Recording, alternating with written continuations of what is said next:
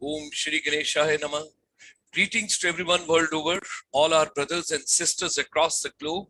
We extend a very warm welcome to all of you. It's a green morning all the way in Canada, United States, Latin America, and it's a post-lunch as far as European Union, UK is concerned. And of course, it's early evening in Central Asia, in Middle East. It's late evening when we talk about that's in the ASEAN countries, Myanmar, Cambodia, Laos, Singapore, Malaysia, Thailand, Indonesia, Philippines, Brunei. And it's a moderate evening when you talk about beautiful Bharat. So ladies and gentlemen, today we are privileged to have three of the distinguished ladies. We have got Madam Sujata. She's joining us all the way from Kota, Rajasthan. We have got Dr. Anamika Upadhyayji. She's joining us from Jaipur, Rajasthan again. And Madam Tina, she's joining us from Delhi. She is from Accenture. So hearty welcome to all three of them. Wonderful, great pleasure. And my deep gratitudes and thanks to MEPSC, particularly the entire team under Colonel Anil Kumar Pokhriyal. They're doing a wonderful job. We are proud of them. And let's move on in the series. I would like to share a couple of slides to set the context, and thereafter then we'll move on. Today is National Deworming Day, a step to make every child in the country worm-free. You should not be carrying any kind of a worms because they trouble quite a bit of it. आप खाना खाते हैं वो कहाँ जाता है पता नहीं लगता. छोटे बच्चों को खासकर इसकी बहुत ज्यादा तकलीफ रहती है. So, Colonel Anil Kumar Pokhriyal, we are thankful to you. Great salutations to you and your team. International Chamber for Service Industry extends a very warm welcome to all our brothers and sisters across the globe because our chamber deals with the services sector. And besides that, we are focused with the non-resident Indian diaspora world over. There are about 31.45 million our brothers and sisters almost in 131 countries. So ours is a confluence with non-resident Indians, corporate, and the government interface because from time to time, we keep giving some policies, some roadmaps, some action plans, some strategies, some vision documents. So welcome to service industry. Just before Corona, almost about 4.5 years, our chamber was deeply working with the Ministry of Commerce and Industry, Government of India, where almost 12 identified sectors of the services sector as a champion sector to empower the entire service industry ecosystem through education, through skill development, through competencies, through capabilities, through skills, through startups, through entrepreneurships, and various other avenues, opportunities in India and abroad. And services exports is one of the focus because India has got wonderful young generation. If they get properly skilled, they can be sent across world over. Thereafter, we moved to the Ministry of Micro, Small and Medium Enterprise. Earlier, total focus was on manufacturing. A lot of papers, documents being given for 3.5 years, and services sector was brought in. And we are grateful to Honorable Finance Minister of India. During the thick of pandemic, 13th of May 2020, she made an announcement that now onwards services sector will be at par with manufacturing sector. Now, generally people call Golden Triangle Delhi, Agra, Jaipur. And fortunately today, we have got Delhi, we have got Jaipur, but instead of Agra, we are taking you to Kota. So education, skills, and micro, small, and medium enterprise, similar way, if we want to make India Atmanirbhar Bharat, then we require women empowerment. We have to adopt technology. There has to be a proper skilling which has to be done. Micro, small, and medium enterprise has to be taken. So inseparable is Shiksha, Kaushalta, and Udmita. We are proud our chamber brought India's first finishing school way back in 1994 for service industry, and total focus on etiquette, manners, gesture, body language, personality, communication skills, collaborative skills, creativity, innovation, and whatsoever has to be done. But finally, young boys and girls, as long as you have a curiosity, the education is very, very meaningful. because critical thinking, logical thinking, analytical thinking, design thinking, a lot of buzzwords are there.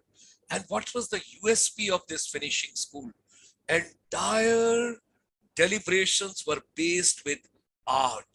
That means singing, dancing, music, humor, fun, happiness, passion, storytelling, stimulation, and nature-based learning, as long as we are a part of nature. So young boys and girls, teachers, everybody has gone through the process. Almost 52,000 youth, those have gone from the chamber.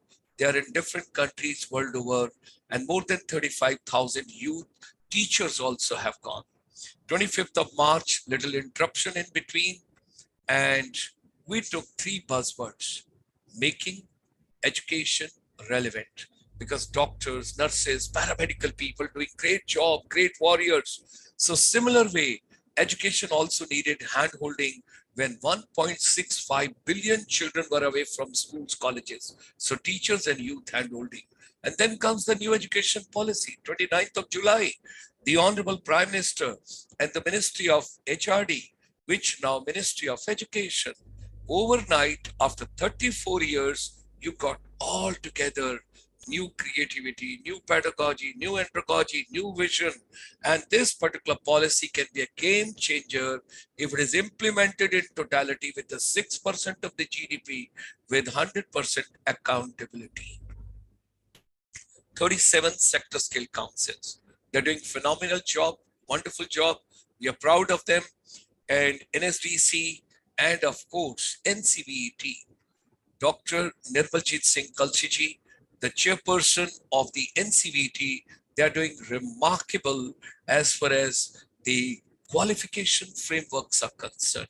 What students need, what teachers need, what educators need, what principals need, what vice chancellor need, and at the same time, what basically trainers need.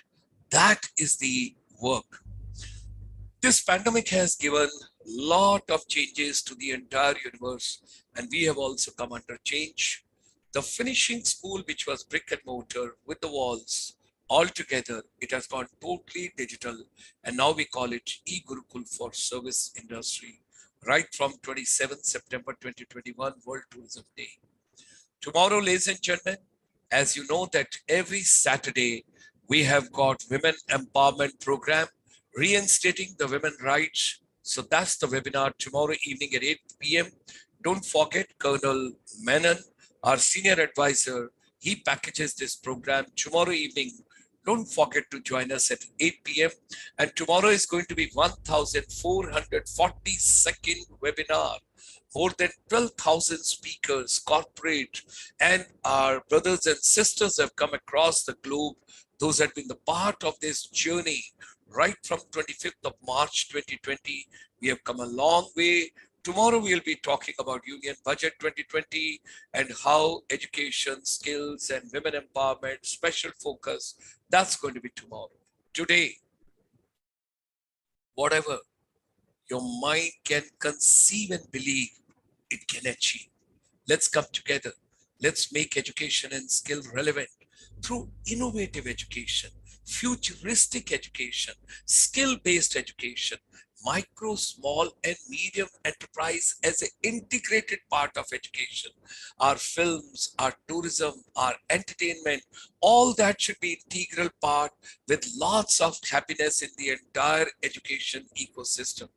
Ladies and gentlemen, there's a global confluence of educators, inspirational speakers, motivators, technocrats, counselors, wellness experts, tourism experts, corporate, government administrators, and decision makers. Come, be a part of our deliberations. We extend you a very warm welcome, and join me in extending a very warm welcome to our distinguished ladies this evening, distinguished guests, Madam Sujata ji, Dr. Anamika ji, and Madam Tina ji. And with these words, ladies and gentlemen, we extend them a very, very warm welcome. It's a pleasure to have them with us. And may I request all the three ladies, we'll start with Madam Sujata, we'll go to Dr. Anamika, and then we'll bring the corporate garnishing from Tina ma'am. So 6 to 8 minutes we can dedicate and we can devote. With these words, I extend a very warm welcome to all three of you, and I request Dr. Sujata to take on the entire world, the entire globe.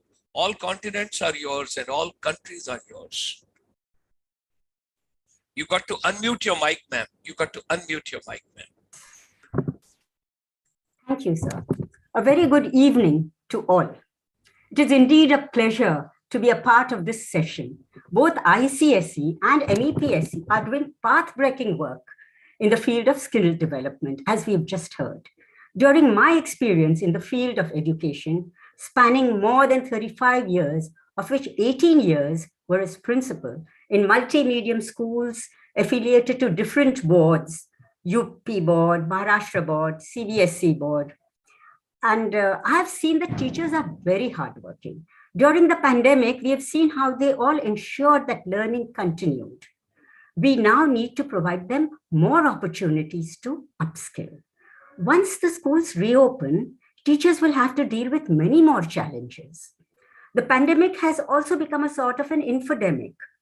Teachers are already reporting that the range of capabilities in the same class has widened considerably. During the pandemic, if you take one class, for example, class 8, you may find students with ability levels of class 6, and some students in the same class may have ability levels of class 12. So how do teachers deal with this diversity of abilities? Which teaching learning skills must they use to address these diverse learners efficiently and effectively? And at the same time, they have to use innovative content and teach in a fun way so that all the students listen carefully. The NEP 2020 has offered some brilliant suggestions for this. Future learning has to be competency-based. Competency describes skills in generic terms, such as critical thinking, creative thinking. Based on these, the NCERT has developed learning outcomes, which describe exactly what a student will be able to do. And the best part is that they are measurable. So they can be used as diagnostic tools and help teachers redesign their lesson plans for more focused and better learning. They have given wonderful suggestions to our teachers, such as integrating the visual and performing arts with other disciplines. Theater, dance, music, puppetry will make learning enjoyable for visual, auditory, as well as kinesthetic learners and cater to multiple intelligences. We can make connections among different subjects. We can use yoga to teach the center of gravity in science. This will help learners with diverse abilities learn better.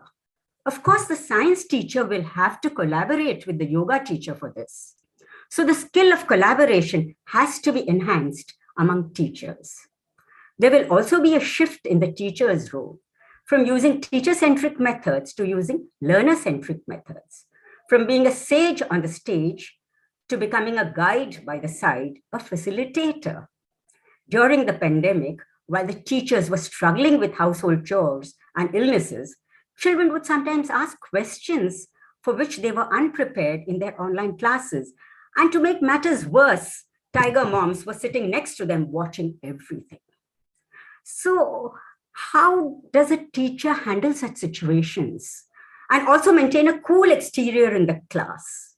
Emotions are contagious, we all know. When you're anxious, children see through it.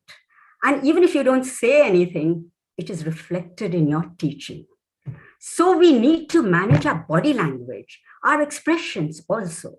What are the values, social gracefulness, fluency in language, personal habits, friendliness, optimism, the vibes that we silently send through daily activities in class and outside. And these skills, our soft skills, will come in handy even in offline classes. We're already hearing that post-pandemic, many students have become technology addicted and withdrawn. In class, they may be distracted or become aggressive. How can we handle them? Every teacher is not a psychologist. And students and parents also don't have either the means or the inclination to seek professional help. But can't teachers be trained in empathy and conflict resolution and relationship building skills? This is food for thought. How can we manage not only our own stress levels, but also those of our students? Yesterday, when I was teaching my grandson on Zoom, he asked me, Dadi, can I rest for 5 minutes? Students can't do that in class, but the teacher has to be empathetic enough to see when students may require a light diversion. Many teachers are very observant, some aren't. So good observation and flexibility are other skills required to prevent disruptive behaviors in class. Sadly, the skill of self-management, which includes resilience, stress tolerance, and flexibility, has been much neglected even in B.Ed courses. So we need time to reflect, to relearn, not just teach. And this has to be supplemented with a lot of research, skill analytics, and data analytics. Yes, we remember that technology has come to stay. Online education will continue to affect offline education. So let us make it our friend. There is so much material freely available on the net. Let us select the appropriate ones and use them for slow learners or for gifted children. This will save us so much time. Teachers can also be trained in product development and product management skills so that they can develop and disseminate good digital material prepared by themselves. They can pool it virtually at one place so that all teachers can access it. The government is doing good work on this, on the Diksha and Nipun portals. I've seen the materials personally. They're excellent and available also on mobile, so easy to use. Teachers, parents, students, anyone can use them, and they're available in many languages. Of course, newer technology will keep coming in, and we need to constantly adapt to it. We also need to be aware of issues such as intellectual property rights. I too have faced an issue once when I used a video clip of a Kaun Banega Karodpati episode in a webinar. The next day, I received an email that they had blocked my YouTube video in some countries. This happened though I had acknowledged the source. Another challenge will be managing both offline and online content simultaneously. Teachers may have to deliver online content in offline classes too. They may have to teach in teams with a subject expert teaching over Skype, along with the regular teacher in the classroom. The curriculum has to be covered also within the limited time. This would require the skill of content and time management. The World Economic Forum has said that 50% of all employees will need reskilling by 2025. Teachers would welcome reskilling. During the training sessions I've conducted for CBSE, I've seen that teachers really desire to learn and upgrade their skills, and many of them are much better informed now. According to UDICE data, we now have 9.7 million teachers in India. Now the question remains, how can training be imparted to so many teachers quickly before it becomes outdated? The government is doing a good job.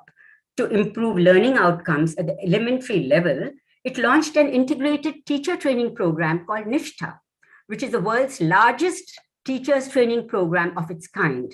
The CBSE is also conducting free webinars. Private companies can also lend a hand by developing and offering free virtual short-term courses, which may be of around 2 hours each, spread over 3 to 4 weeks. These may be more effective if delivered at a time and pace that suits each person, instead of the traditional 1 or 2 days program. Bosch has done something similar by developing the Bridge course as a CSR initiative. Tata Trusts has also launched the Teacher Education Initiative. Degreed, a US-based company, is going a step further. Once you do a course, your details are entered into the database and you are offered employment opportunities with companies that require those skills, irrespective of whether you have the college degree or diploma. Such courses will be cost-effective and can play a major role in making our country Atmanirbhar. We know we have to prepare our students for the future, but we don't know what their future looks like. Where do we start? Let's begin by developing skills in our teachers to empower our youth so that they can face the future as ethically strong individuals, as global citizens with confidence and agility, mental and emotional. Let us develop in them the skills required to think on their own and solve problems on their own. I would end with Khalil Gibran's quote on children, which I really love. For their souls dwell in the house of tomorrow, which you cannot visit, not even in your dreams. You may strive to be like them, but seek not to make them like you. For life goes not backward, nor tarries with yesterday. Thank you. Thank you very much, ma'am. Very inspiring, very appropriate. And everybody would like to have a modern Dadi like you. Because when you mentioned that your grandchild asked you yesterday and he was talking to you, Ki Dadi, can I have 5 minutes break?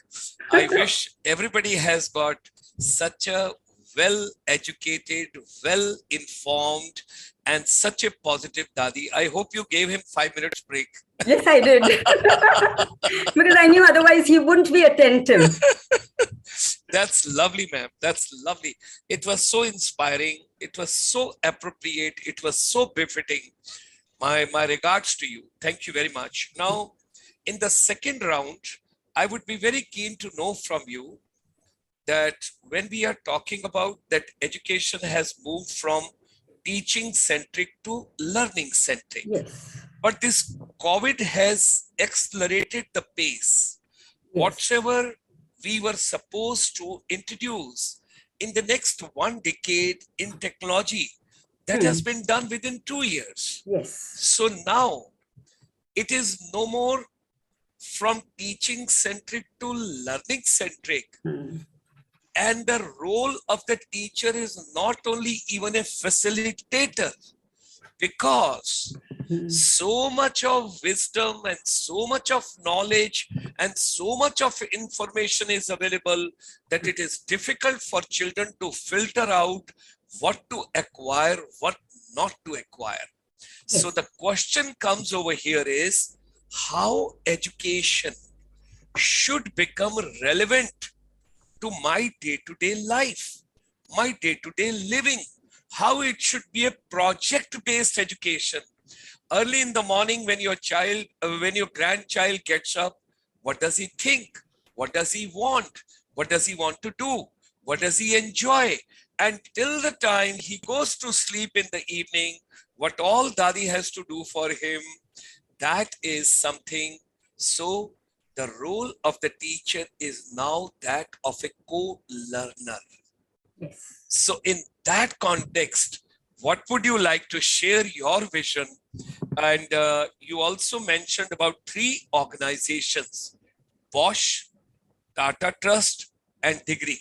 Yes. So as far as Tata Trust is concerned, everybody knows world over. A lot of people have written to me on the WhatsApp that please check up with ma'am on the Bosch and Degree in the second round. If you can talk a little bit more deeper, what exactly was their role? Thank you, ma'am. So ladies and gentlemen, let me just now go to Dr. Anamika, ma'am, and all of you should visit now the pink city, the beautiful city, Hawa Mahal, Jantar Mantar, Amer Fort, और देखिए यहाँ की जलेबी भी बड़ी मशहूर है. मैं तो जब भी जाता हूँ, it's so lovely because such a nice place. So ladies and gentlemen, let's move to the pink city and let's talk to Dr. Anamika Upadhyay. Namaskar, everybody. It's a pleasure being here online on this wonderful forum, and I'm very much thankful. I extend my regards to both the organizations which are there together, joined in this noble cause of training so many teachers out there. International Chamber for Service Industry, thank you for giving me a chance to interact, and MEPSC, thank you for giving us a chance to become a trainer, then to join the program of Train the Trainer. So, well, I would like to start with a small quote here, sir, if you allow me. In the word of Confucius, I hear, I forget. I see, I remember.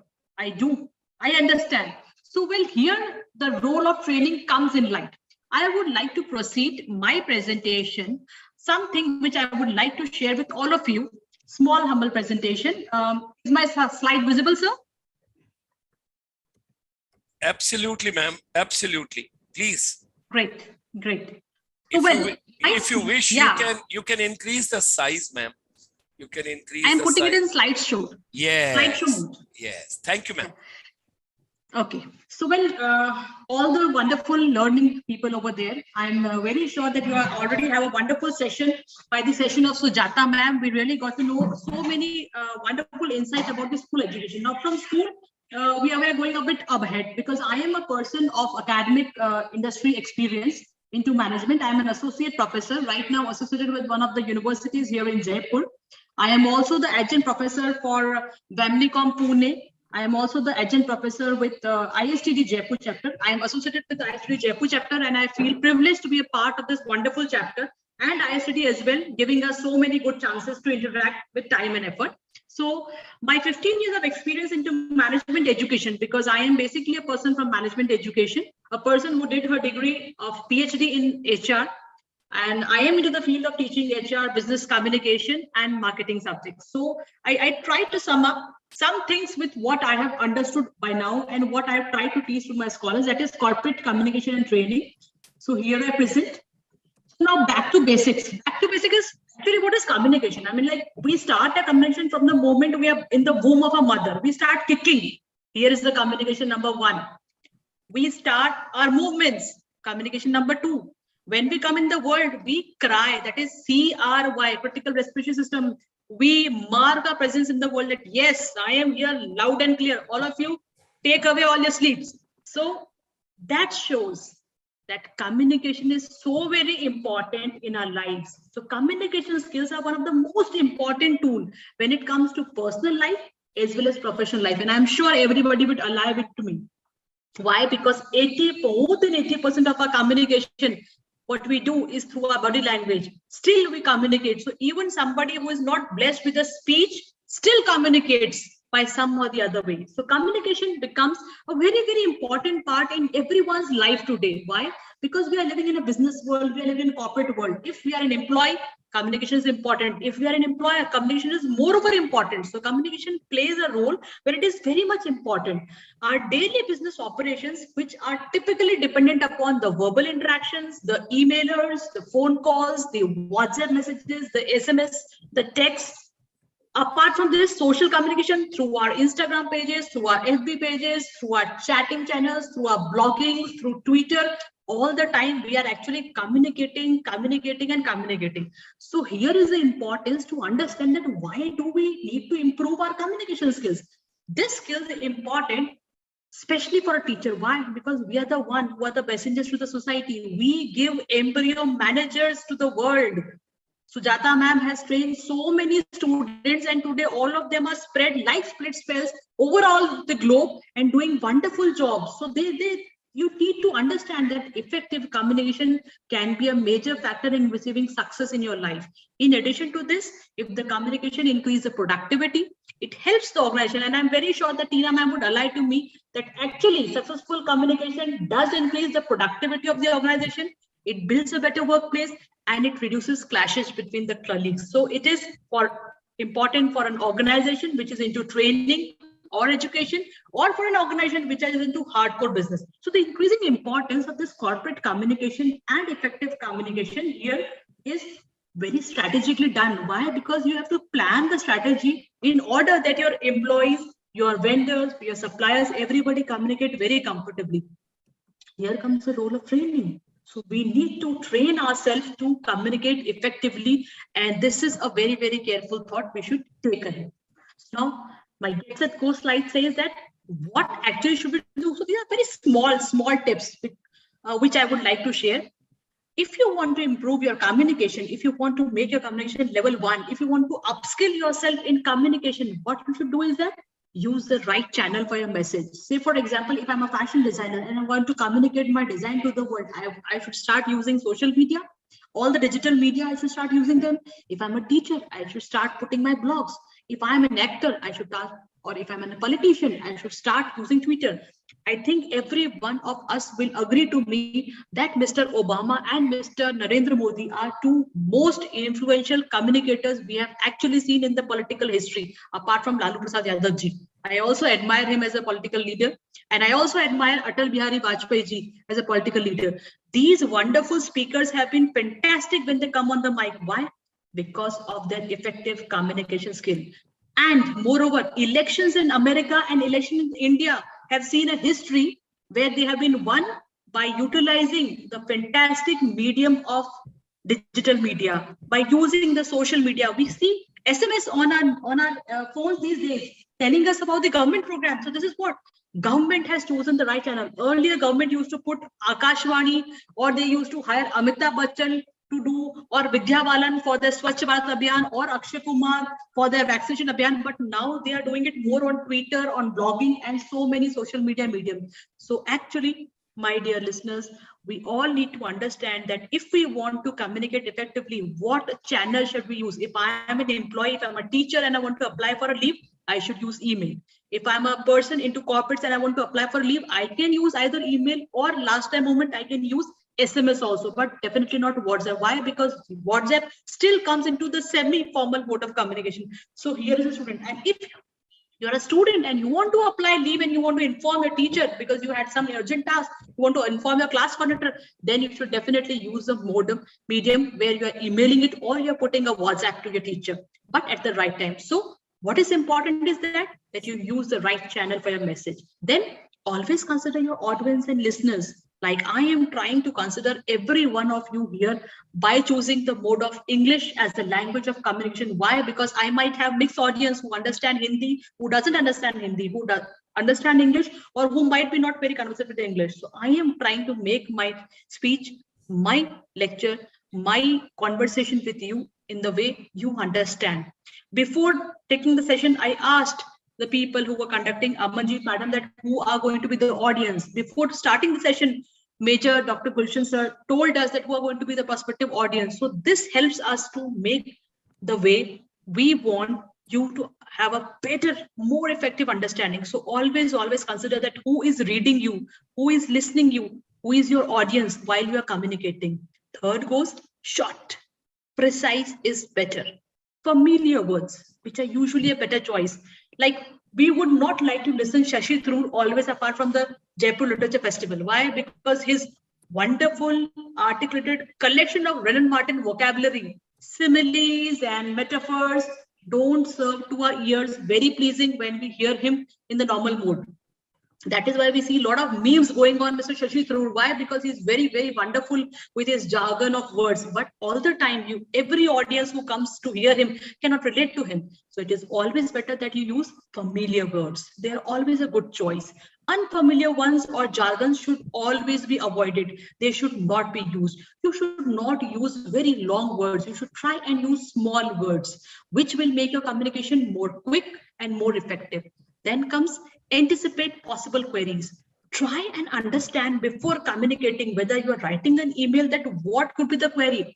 See, every one of us understand and remember the days in the school when we were taught to write an application. The first letter all of us wrote was to my best friend or writing an application.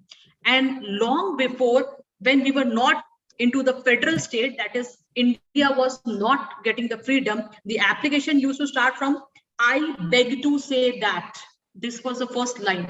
And after we got independence, this line was removed from all the grammar books which was coming at that time, including the Rapidex English course also, which was advertisement by Mr. Kapil Dev for understanding good English. So at that time, we stopped using the word I beg to say that, because if you're applying for a leave, you need not beg.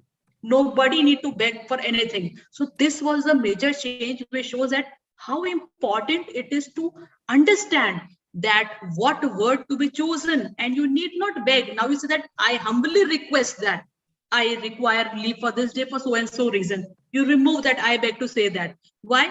Because that was not the appropriate word, because you need not beg for it. So anticipate the moment you write any communication, whether you are a teacher, whether you are a student, whether you are a scholar, whether you are a PhD student, whether you are a researcher, Whether you're into corporate, you need to understand that when you are writing something or when you're speaking something, what could be the prospective questions? Like when Sujata ma'am was speaking, immediately Gulshan sir had some 3-4 questions, and so worthy audience of ours had some questions, and they immediately texted him on WhatsApp. So this is what anticipating possible queries, that if I am speaking, what could be the possible queries? So that is one of the most best part when you can effectively speak. Last but not the least, remember, please remember that 93% of communication is non-verbal.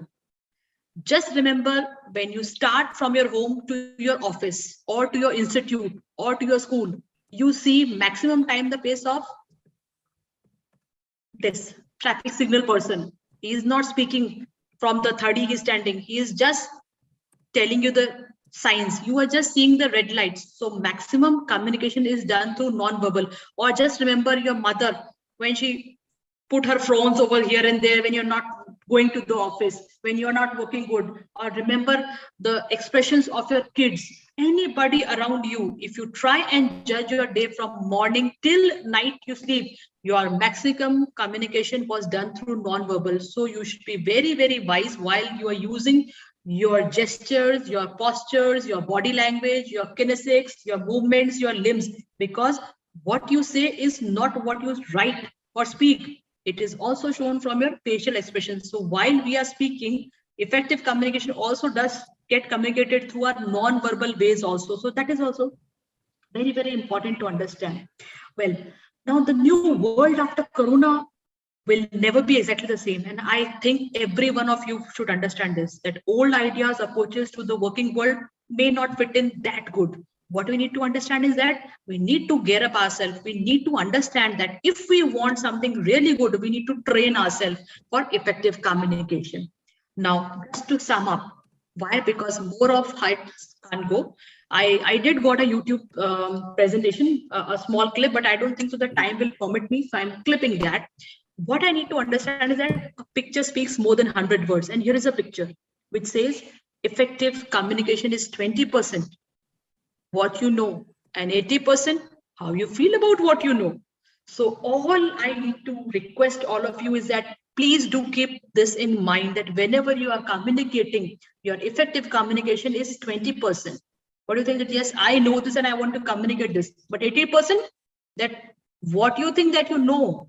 So if you want to understand this, you should really dig a bit deep inside you and understand that when you are speaking, when you are writing into any kind of communication, when you are in the class taking a session, when you are in the office taking a meeting, when you're standing with your friends, when you're standing with your family, you should understand that what exactly you want to communicate, and try and take 2 minutes and then understand that, yes, this is what I want to speak. In the same line, like Sujata ma'am told about so many apps, so many government initiatives which have been taken for the school education, I would also like to add on to this with my humble knowledge that portals in higher education like SWAYAM and NAPTEL also train the teachers into higher education. They help them to take out institutes like NITA Chandigarh.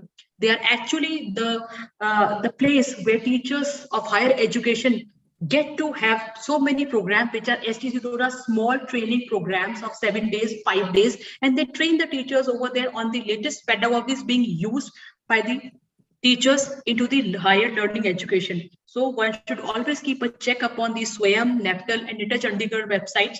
Organizations, apart from these, there are so many who keep on making so many programs like organizations like Management and Entrepreneurship Skill and Professional Skill Council. They keep on handling so many programs like WASH, so many programs where you are actually training the teachers on how to take the classes, how to mentor the students, which really gives us a lot of knowledge upon the latest being skills. So we get a chance as a teacher to upskill ourselves. Like International Chamber of Service Industry, we saw a wonderful presentation in the starting that how they are taking so much of effort. So my heartfelt thanks to all the wonderful listeners and to both the organizations for giving us a chance to interact. Thank you so much. Thank you, ma'am. Over to Thank you, you very sir. much. Thank you, ma'am. Very kind of you. Such a wonderful, because communication is so important for all of us. And you had shown wonderful PPT and that was amazing. I wish to recollect a lot of things. when I teach abroad about 2 months, and a lot of sessions of Jim Rohn we used to attend. He's no more now. And people, those are fond of good motivational programs, besides Anthony Robbins, besides Les Brown, you should also go through Jim Rohn's programs. They are remarkable. He was a German, and his grandfather, how he was rewarded and how they migrated to America. That's a story worth going through. Now, when ma'am was talking about communication, there is a highest paid speaker in America today. When I travel, when I go over there, I become a very humble student to attend the programs. His name is Nido Cuban, Nido, Nido Cuban, Quben. He is a Libyan who migrated to America, and he says communication is now connecting heart to heart, connecting soul to soul, connecting mind to mind, connecting vision to vision. And that is something very interesting. And ma'am mentioned 93% of the communication is non-verbal. That is also something very important. And another motivational speaker of mine to whom I listen very often, and that is called Les Brown. It is one S is less. That means LES. Don't write LESS. It is LES. Les Brown. And he is remarkable. And he says, the moment you open your mouth, you tell the whole world who you are. That is something very important. Ma'am, Swayam, we have understood. Knitter, we have understood. What was the middle portion you told? There's one more organization. It is NAPTEL, sir. NAPTEL, NAPTEL. It is also a government organization. NAPTEL.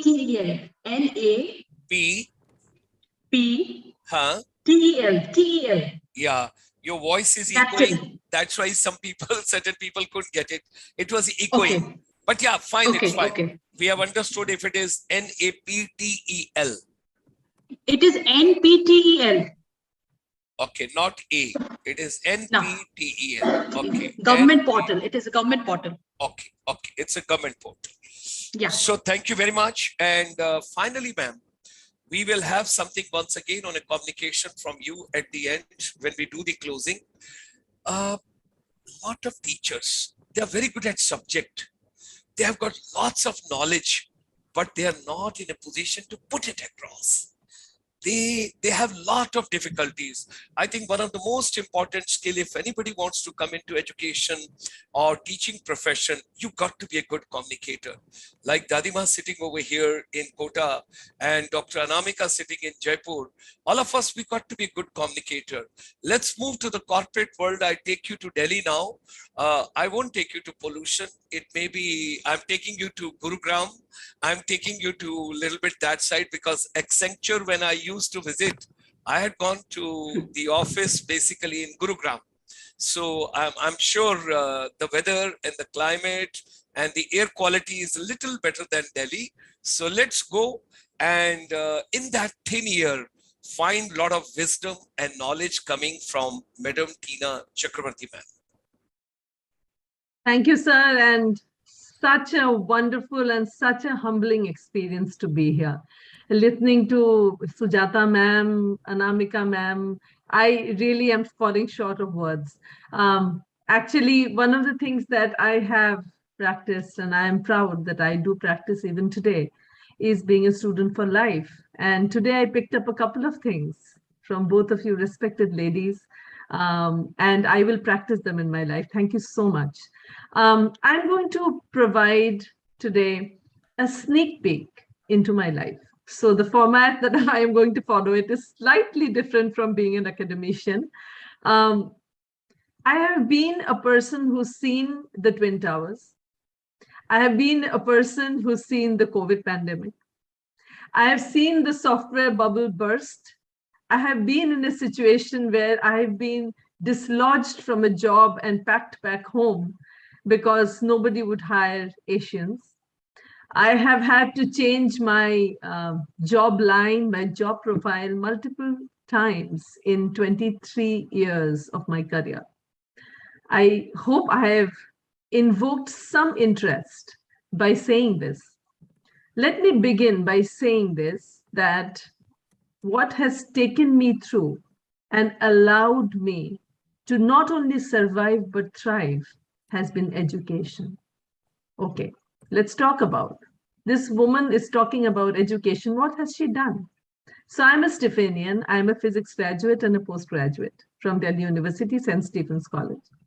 I realized that after finishing my master's in electronics, I had done my strawberry dream of becoming a software engineer, moving to US, settling there, life is done. The first lesson that I learned was nothing can be charted out. Man plans and God laughs. You plan too much and your plans get changed. Only and only when you are constantly on the go and looking for options to keep yourself upskilled, crisis can be averted. So I had to change my jobs, and this session is about trainers upskilling themselves and keeping themselves relevant. So I'm not going to talk about my story, but giving examples might help, and hence I do interject. One of the things that I would like to begin by saying is, how many times nowadays do people really listen to the trainer? Most of them come and tell me that, everything's out there in Google. Why do we need to sit down and listen to long sessions? This holds true for all generations of students, even employees who we upskill in our corporate organizations. They also ask the same question. They are detached, they are disengaged. They know the recording will come, the transcript will come, all the information will come. Why do we need to listen to the trainer? So now the trainer is in a quandary, be it a leader who is trying to increase productivity of its people, being a trainer who is trying to bring up the skill of the employees to do the jobs better. Everybody is facing the same challenge. One of the things that you can change in yourself is to discover the skill that allows you to connect with your trainees the best. And nowadays, just being a trainer, having the knowledge, and I think Sujata ma'am and Anamika ma'am have extensively spoken about it. Just having the knowledge, just having the skill to deliver the knowledge is not enough anymore. So what path-breaking change can you bring in yourself to be able to be effective, efficient, and loved by all? 3 things that you can change. First of all, it is all right to not know.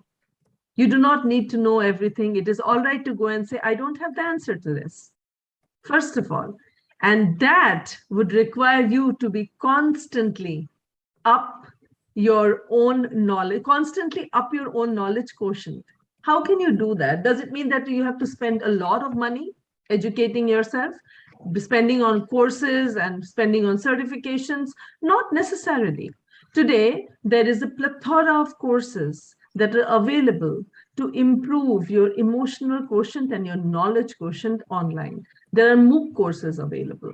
So I can proudly say that after my post-graduation, I didn't stop there. When I realized that my job required me to have a postgraduate degree, I went to Narsi Monjan and I got an MBA degree. I went ahead and I got a certification as a life coach because I realized that having deeper connections with the people whom you are connecting with, your trainees, is extremely important for you to deliver the knowledge that you're wishing to deliver. Like ma'am said, it is important to know when the attention is wavering, when they require a break, what kind of icebreakers you require, what kind of communication, what kind of humor can you introduce. It is all right to crack a joke. So please bring in humor into your facilitation.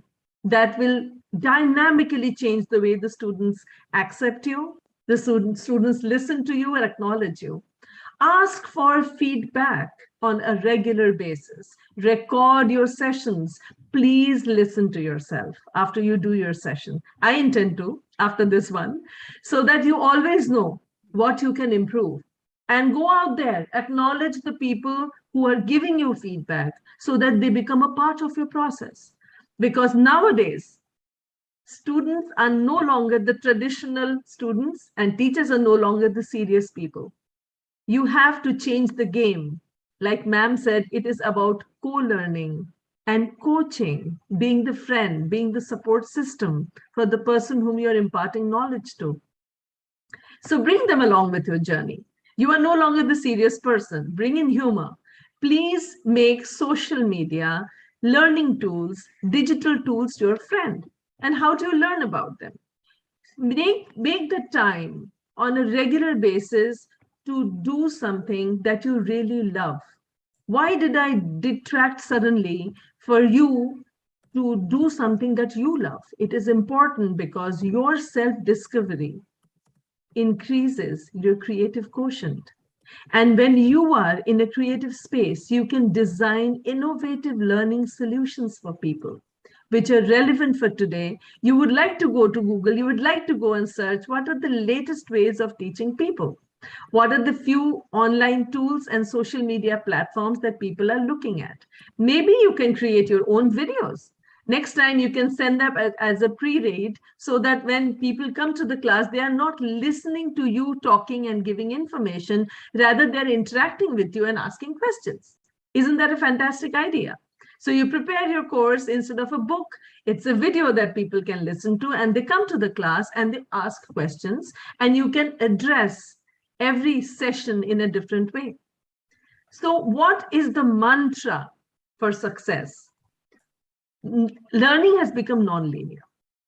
Like you cannot be having that typical classroom framework where you prepare your content, you follow the content, you finish with an assignment and that's it. The agile mindset is the necessity of today. Please do not try to follow linear ways of teaching. Your agile mindset would mean that if a session is going a certain way and you realize nobody is listening to you, change it up. Change the contents, move around the content, put in an icebreaker, do an interactive exercise, put in a quiz, play a song, make people do an activity.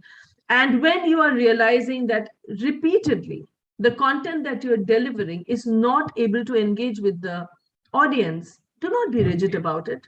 Nobody is questioning your knowledge quotient. What people require is engagement. And if that requires you to change your curriculum, change your content, refer to more relevant recent books that are available, please do that. Because being rigid in your curriculum and your content is a sure short way of losing interest for people. And you will also lose interest by giving the same and conducting the same session again and again, delivering the same content again and again. Stay curious. Be a student for life. I was honored and it was my ultimate pleasure to actually write a book for ISTD's PG diploma course this time, The Digital Transformation of Training and Learning. And while I wrote the book based on my experience, I had to extensively research the internet in spite of being in this field for such a long period of time to find out what else is out there. And you would be surprised. If you're serious about it, you try and go to the internet and find out how many amazing training frameworks and available information is there for trainers that you can just consume and implement immediately. So be curious, be a student for life, be the change you would like to see in the world. Because only when you will change your own learning, you will be able to change how you deliver content to your people. It is not unknown and unheard of for people to cancel classes because they were not prepared with the content. It is absolutely fine. Please make sure that you are interacting with people of your own community to know what best practices are happening other places, other organizations, other academic institutions. What books are they referring to? What information can you share and learn from? Listen to TEDx talks, those amazing speakers who come and share their life journey that you can use as examples to engage your audience. Nobody likes to listen to bookish knowledge nowadays. Everybody likes to hear the practical implication of the knowledge. This goes back to one of the conversations that I was having with my dad the other day. We were having a cup of coffee in the evening and my dad said that, how are things at work? And I said, they're going as they are. But I wondered, Dad, I studied so much and so many courses I did and so much information I amassed. I'm not really using that information in my job. And this is when I had just started working. My dad smiled and said, education is not about implementing what you learn in your day-to-day life. It is about ensuring that you have the caliber and the competency to keep learning and doing the job that you're doing really well.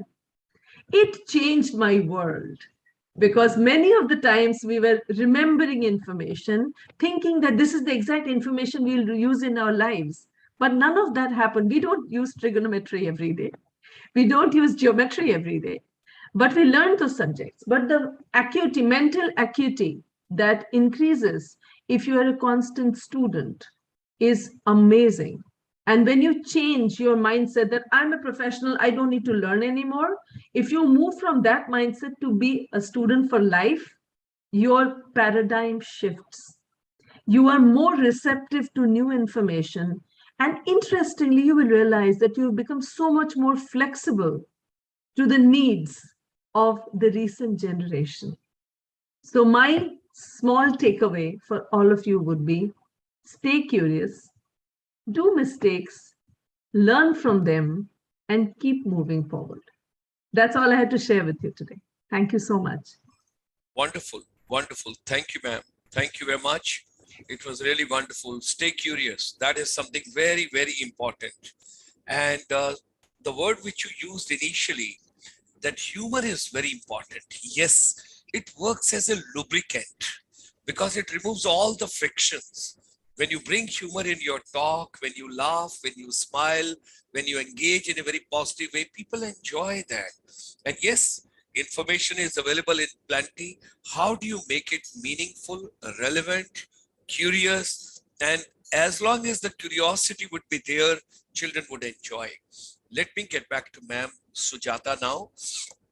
And Sujata ma'am, you can take on your winding up session, and 2 to 3 minutes you kindly take on, and then we just work it out to the next. Yes. Sir, thank you so much. So your question was how education should be relevant today and the new role of the teacher as a co-learner, not merely as a facilitator. Am I right, sir? Yes? Absolutely, ma'am. So, yes, as you said, the pandemic has moved so fast that it has left whatever even the architects of NEP had planned, everything, it's moved far ahead.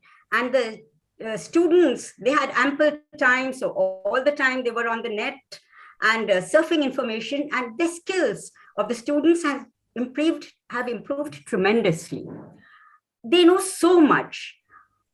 And now the skill that would be required would be, there's a sea of information on the net. Now they must know how to validate it. That is another skill that they need. It's a 21st century skill, and the teachers also must know it. Now, to be a co-learner, what can be done is that the teacher can collaborate with the students. They can, projects can be done because now technology has come to stay. It will be a part of education. So they can do projects together. Maybe the projects can be done on Google Sheets. And on the sheet, it can be shared by the whole group who is doing the project. The group of students and the teacher is also part of the team. And all of them have access to it. They can edit it at any time. And then if one student finds one information not authentic, then it can be corrected also. So this skill also needs to be developed, how to sift the grain from the chaff and how to validate whatever you are seeing to find out what is fake, what is authentic. Then the second question you asked, sir, was about Bosch. Yes, they have launched the course. It is being launched in Kota. I've seen their material and the bridge course. It's a simple course that for school dropouts, maybe those who couldn't complete the school or the disadvantaged sections of society, students who were slow learners and who can't get jobs. Now they need to do something. So it's a small course, very elementary. I've seen the course material because it's being launched in Kota by Kota Gyandwar Education Academy. And the contents are like communication skills, English, facing interviews, very simple things, negotiating, some marketing skills are there. It's a good course. Means just for those 12th class students, or maybe those who can't complete their course. So it will enable them to get jobs and maybe help our youth who are feeling a bit left out in society. The third thing that you wanted to know, sir, was about Degreed. As I said, they do offer courses and many of them are free. I learned about it from my nephew. He told me that. Could you just spell out the spellings of the third Degreed. D-E-G-R-E-E, degree, D. Okay. The last is D. Okay. D for Delhi. D for Delhi. We'll go to the ma'am. Yeah. Yes. Starts and ends with okay. D. So degree, we know. So you don't need a degree for it. So Degreed. So without degrees also you can get a job. Okay. Great. Wonderful. So, thank you, ma'am. And the Citibank has tied with it. In fact, I went to the website because even I believe in validating information, and I checked everything. I tried to enroll also, but they don't accept Gmail IDs. You have to be enrolled as a part of a company. You have to be, means the company has to allow you to. You can do it, but you have to be part of a company. So I think it's a very good initiative, and Citibank has tied up with it. Thank you. This is what I know about it. Thank you very much. Thank you. Dr. Anamika, ma'am. So my question to you now, with regard to the teachers, with regard to the trainers, and I come back to your communication skills once again. What do I do? How do I really help them out to remove their hesitation? Because they got to be effective connectors. Okay, thank you, sir. Thank you for this wonderful question. And this is actually the big nerve in a teacher. I would like to say here one thing, that when I was a kid, I was studying in Sofia. I did my schooling from Sofia Bhilwara. There was one thing. We had a notion that every class has to go for an assembly, and every child has to speak something or the other in the assembly. So, Jata ma'am, I'm right? Yes. This is the notion. And yes. And what happened with me was that I always used to tremble like anything on the stage, that my God, my turn is going to come. And I was like, there were three things. One is speaking the prayer, Our Father in Heaven. It was very well ratified to us, as it was the Bible for us actually. Then second thing, it was the news. Third thing, thought for the day. And fourth was national anthem. So I always used to take national anthem. Kindly stand straight for the national anthem. This was my take. And I tell you, sir, that while I was speaking this line, nanosecond in one shot, but I was trembling with fear. So that was my stage fear when I was a child, from nursery till my 10th standard. But I don't know what happened somehow gradually, because I was good at sports. I was a very good sports girl in Sofia. So gradually I started understanding that some hobby, like I took basketball. In the basketball court, I was a champion. So I was like, my confidence, I started taking my confidence from there. Slowly and steadily, what I understood is that while coming to your own specified subjects, you somehow try to eradicate that fear. So what you do is that it is very important to understand that every one of us play on 99. But what is important is that the last ball had to be a sixer. And what you need to understand is that the biggest communication problem is we do not listen to understand. We listen to reply. So we should understand this, that write to be understood, speak to be heard, and read to grow. If you follow this golden rule that you write to be understood, you speak to be heard, and you read to grow, trust me, you'll have a very good time. Because communication is a connection. It is a key to all our personal and our professional growth. It is a relationship where not two people are involved. If you're not communicating, it is just two. If you're communicating, it could be more than two. Like right now, we are connected with so many so many audience over here, more than 1,000 audience over here. So it is actually going on a very effective communication. Why? Because we are being live, we are being heard by so many people. So it is a definite example of communication. Apart from this, I would like to request that Coursera, that is Coursera, Coursera. It is an online platform from where you can learn so many updated courses. As a teacher, it is really good. You get a very good certification. And the best part, sir, I would like to say about their courses is that they have a good test. You need to read some comprehensions, you need to read some case studies, and then you need to understand, analyze, and then only you can pass the test. So it is a test of the teacher actually. So I try to take Coursera courses. Why? Because in that case, I am a scholar always. And as Srinavan said, that always be a scholar. So every time what I do is that whenever I'm teaching to my students, I take one new subject every year, so that I prepare a list of new subjects every year, so that I get to learn. And trust me, 100 times I tell you, in my class of teaching simple HRM, there are so many definitions which I said, oh my God, इसमें ये लिखा था क्या? ये तो मुझे पता नहीं था. Oh my God, this is this. So it is kind of Gita. Actually, educating is like kind of Gita. Every time you read, you get to know some new things. Sir, I would like to sum up my session over here by just one quote, that is, मन कस्तूरी रे, जग कस्तूरी रे, बात हुई न पूरी, नाचे होके फिरकी लट्टू, खोजे अपनी दूरी रे. For our audience, I would like to translate it. The goodliness is inside the man, like the musk is inside deer. Rushing around the world, he is unstable to find his own essence. So be your own maestro, be your own guru, because aham brahma asmi. With this, I would like to put my words to a song. Thank you. Wonderful, wonderful. So well said, so well said. I'm recollecting and I'm remembering another mentor of mine when I was listening to you when I was in South Africa. They told Nelson Mandela, sir, how did you pick up such a polite personality and so much of humbleness? And how could you be so composed all the time? And you always give opportunity to others to speak. And to support your views, Nelson Mandela told, I picked up this from my father.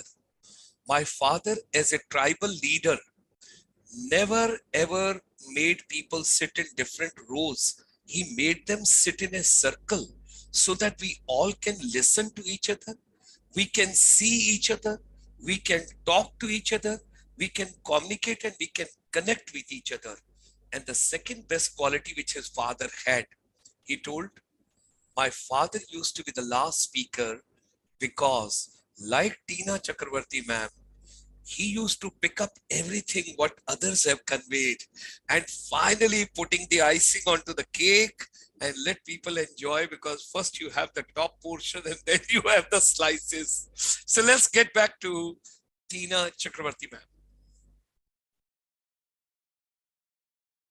I guess you beautifully summarized, sir. I have taken the best portions of Sujata ma'am and Anamika ma'am's conversations and extrapolated it to be more relevant for trainers who are trying to improve themselves so that they can do their job much, much better than what they're doing today.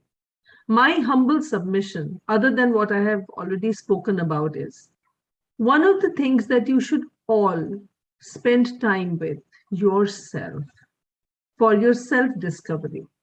This pandemic has taught us that once we are able to identify that one thing that I am really good at, and when you work on improving that, your training capabilities will improve tenfolds, like using humor, like using visual presentations, like creating videos, like improving your own presentations. In case you are scared that you're going to a very impressive, very high value group of audience where you need to present, please record yourself.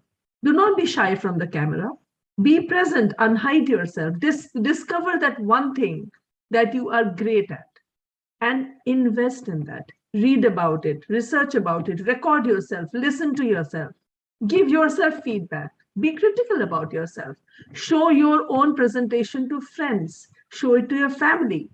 Ask them, is it interesting? They will say, we don't know what you're talking about. We don't know the subject. It's all right. Is it interesting? Are you finding me engaging?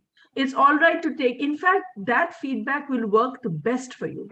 Take it from neutral people who know nothing about the subject. Do a 10-minute presentation with them. Improve yourself. Ask your students, how did you guys find it? What would you like to improve? And they would be like, really? She's asking us? Yes, I'm asking you. What next time? What would you like me to change? And that is when you take them along of your happiness journey. And please invest time in staying happy all the time. There's a reason I did a happiness course. I'm a happiness coach just for the reason I acknowledged the need of knowing how to stay happy in every moment, so that when you speak, everybody will, by default, by 20%, they're happy the moment you open your mouth, right? And then they are engaged. Okay, what is she about to say? And they are now participating with you, because with your aura, with your happiness, with your personality, with your presence, you have filled up the room. Even though it's virtual, but then yes, you have filled up the room. That's my humble submission. Thank you so much for the opportunity. Wonderful, wonderful. Thank you very much, Tina ma'am.